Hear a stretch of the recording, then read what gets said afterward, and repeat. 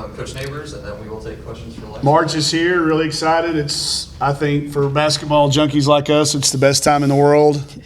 Conference tournament's starting, and we're looking forward to getting to Greenville. Glad we're going in with a little bit of momentum. Felt like we've been playing pretty good basketball, not necessarily winning them all, but still playing really good, and hopefully we'll be peaking at the right time like we did last year. Lex, can you talk about being named first team All-SEC?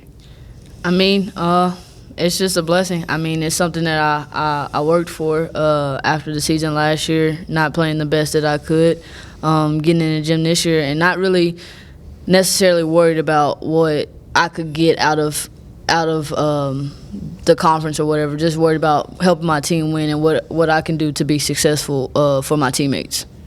Coach, what have you seen different from Lex this year?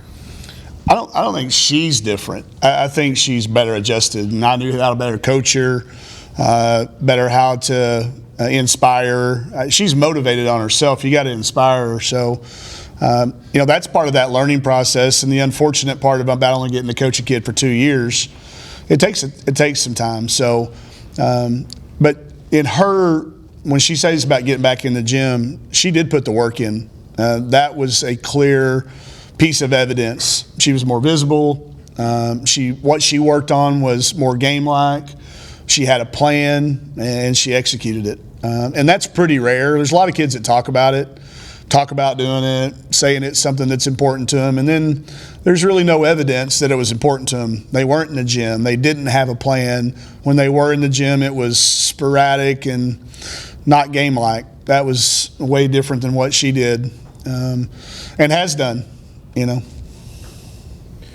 What about your team at this point in this juncture? I mean, this time a year ago, very different, having lost 8 of 9, and a way different feeling. Yeah. But obviously made a lot of history, 22 wins, 10 SEC conference wins. How do you feel, both of you, going into this week? A little apprehensive because I felt like last year we were still playing good, but we weren't winning.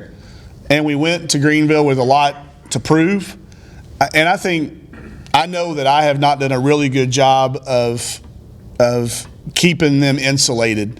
I tell them like it is. We talk about it every day before practice, where we are, where we're going, and where we've been, update. And I think when you do that, sometimes we're in the NCAA tournament. We know we're in the NCAA. So we didn't know that last year. We were going down there with something to prove. And I'm not going to change that because I think in the long run that's the best way to be. But I am a little apprehensive about, do we go down there with that chip on our shoulder? But I've got some things up my sleeve for them. So we've got a chance to do some really cool things. I got to go back and check. I don't think a team's won a game 3 straight years in a row in the SEC tournament. I'll have to go back and double check that. I know I'm getting really obscure. Mario to his pocket. He's going to check. I made a little graphic, so maybe he can check that. But we're going to find some things. And I do think there is still something to play for. I think we could play ourselves up a line or two in the NCAA tournament, which after looking at the NCAA reveal yesterday, there's some significant changes when you move up a line. So there's going to be something for us to play with. But I am a little apprehensive because last year we went in having lost 8 of 9. This year we're going in off of a win. But I don't think this group's ever satisfied, and I don't think they judge themselves based on the results. So that apprehension's probably just in my head. I don't think they have it. For Lexi and Mike too, just have you kind of fit your game. You had with Chelsea being so heralded and Amber coming in, obviously offered TCU. As far as kind of meshing your game with theirs, how's that gone? I mean, we all kind of play alike. We like to shoot 3. We like to drive. I mean, me and Chelsea, we played together last year. It was easy. She made it fun to be on the court. And adding Amber is even more fun because when we're all clicking, it's deadly. It's deadly on the court. I see it in practice a lot. And I'm just ready for a game to happen where all 3 of us are hitting, all 3 of us are on, and I'm just scared for our opponent when that does happen. You could see it in the preseason. There were times we tried to keep them apart a lot. Like when we were dividing up teams, it was always Amber, Lex, Mac, IT. We divided them up a lot in the preseason. But I remember the first day we put them all together. It was against our guys' practice team. It was the first time we had them all on the floor to see how it was going to work. And I just remember making some eye contact with Chantel, Coach Todd, about we're going to be really hard to guard if we can get it right. You add the piece of IT and Mac together, and I combine those two kids into one player, probably too much. But the change in the way Mal played to the way these two kids played, you knew these guys were going to get more 1-2 step, catch it in the spot where they shoot at shots than ever before. So that day after we played our men's practice team, I got really, really excited about the way they would play together. This is a kid, when you talk about the question you asked, Nate, about the expectation coming in with those two kids, I think we always sensed that it was always going to be better for all three of them.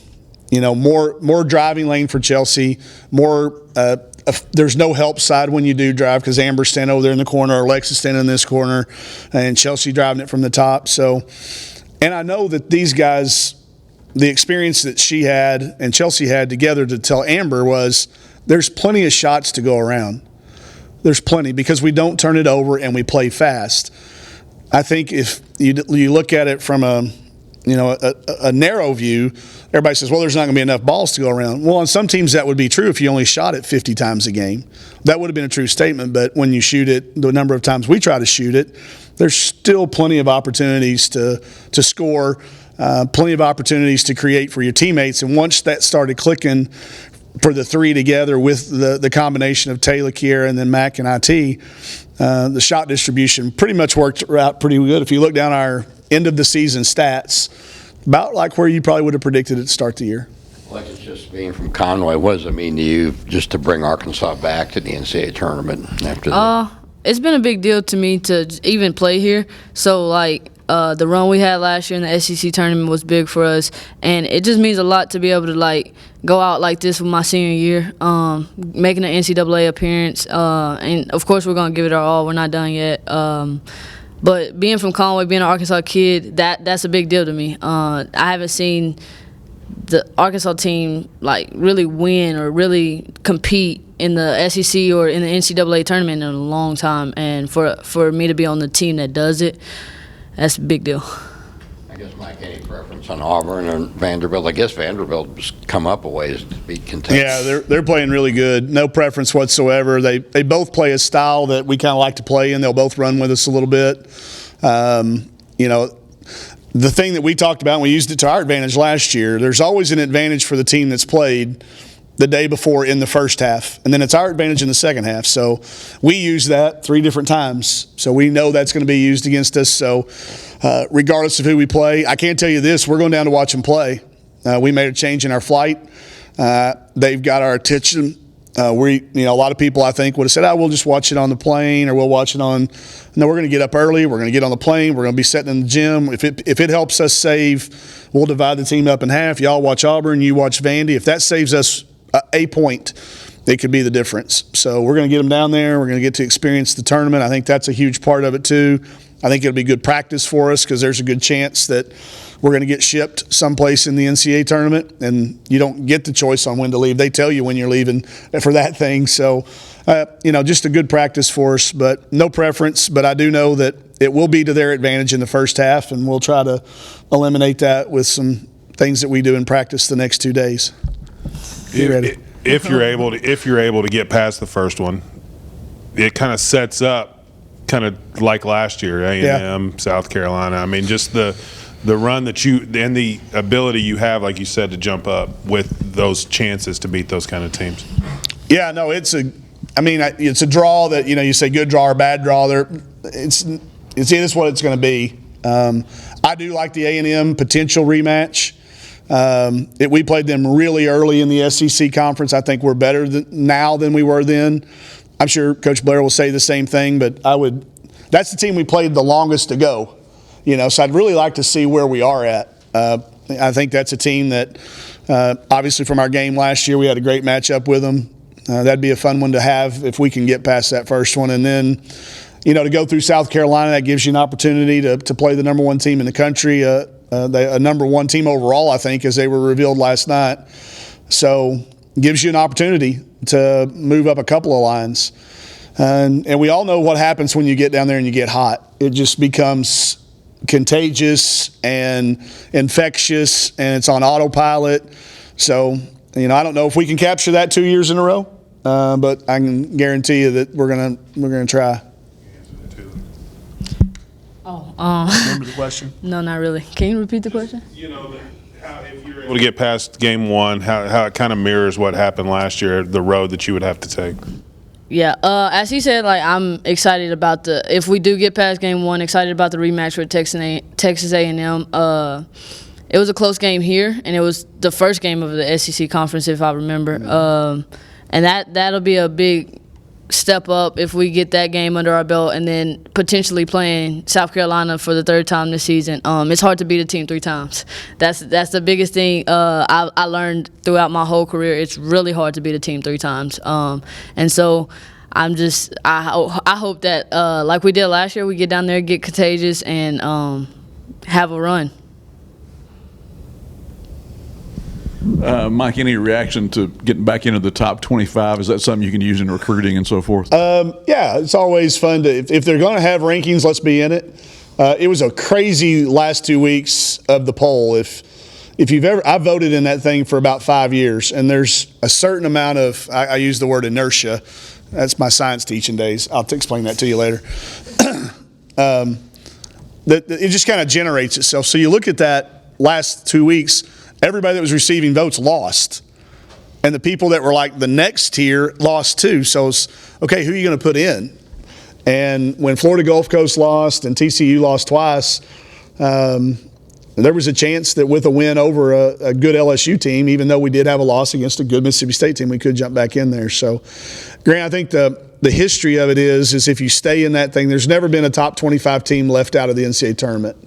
It's really the only value that carries, and I do think it's, we're gonna tell everybody all in recruiting we were ranked X number of weeks this year anyway. I would anticipate with the people we have coming back, we'll be a preseason pick next year, and that does help in recruiting, just so that anybody you're talking to doesn't have that piece of ammunition to use against you. So I'm glad we popped back in it. I don't know, the coaches poll comes out today. I suspect we probably won't in that one, but we'll see. Crazy things happen when coaches get to voting. Michaela Daniels gets left off the freshman team. I got that in? Is that out? It's not 11 until like Technically, we're not talking about. Technically, this isn't going on. You don't know about it till 11? No. What time is it? We'll kill it. Can we kill a little time here? We got to kill 21 minutes? Or 19 minutes, sorry. No, I don't suspect we'll jump back in the top 25 coaches, but we might. Anybody else? Okay. Thanks, y'all. I had a lot more on Michaela Daniels if you wanted it.